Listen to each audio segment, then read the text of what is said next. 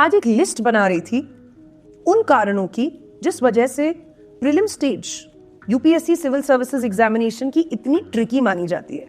एक factor definitely common है और सामने आया, आज उसे डिस्कस करते हैं। वो फैक्टर है माइंडसेट का।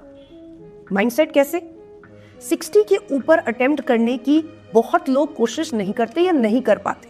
55 और 60 क्वेश्चंस अटेम्प्ट करने से यूपीएससी सिविल सर्विसेज का प्री स्टेज नहीं निकलेगा। ये सच है, ये रियलिटी है। माइंडसेट की प्रॉब्लम इसलिए क्योंकि जब भी हम एक क्वेश्चन देखते हैं हम उसको दो कैटेगरी में डाल देते हैं, या तो आता है या नहीं आता है।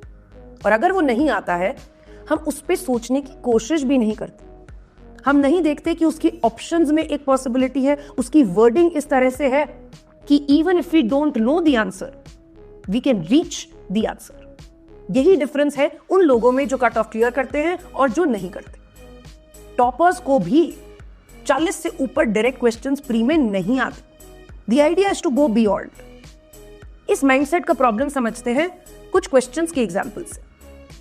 फॉर एग्जांपल 2024 में एक क्वेश्चन आया, consider the following, butterflies, fishes and frogs. इनमें से ऐसी स्पीशीज हैं जिनके अंदर कोई एक पॉइजनस स्पीशीज मिलती है। क्या बटरफ्लाइज में कोई पॉइजनस स्पीशीज है? क्या फ्रॉग्स में है? क्या फिशेस में? आप खुद सोचिए, क्या आपकी रिसर्च और नॉलेज इतनी है कि आप डिनाई कर दें कंप्लीटली कि ना तो बटरफ्लाई में, ना फिशेस में, ना फ्रॉग्स में कोई भी पॉइजनस स्पीशीज नहीं मिलेंगी? There are very high chances, बहुत हाई चांसेस हैं कि कोई एक पॉइजनस स्पीशीज तो होगी। आपको उस लॉजिक से ऑल 3 को टिक करना था और ऑल 3 ही राइट आंसर था। इसका मतलब ये नहीं कि इन पे जाके रिसर्च करें। Logic, common sense. एक और क्वेश्चन देखिए, India does not import apples from United states statement. ऐसा हो सकता है कि कोई भी एप्पल इंपोर्ट नहीं हो रहा है? अगर एक भी एप्पल इंपोर्ट हो रहा है तो ये स्टेटमेंट गलत हो जाएगी। मतलब बहुत लाइकली चांस ये स्टेटमेंट गलत है। सेकेंड थी उसकी reasoning, in India law prohibits the import of genetically modified food. Yes, अगर हम खुद इतने पर्टिकुलर हैं कि सिर्फ BT cotton genetically modified produce हो सकता है तो हम इंपोर्ट कैसे अलाउ करें?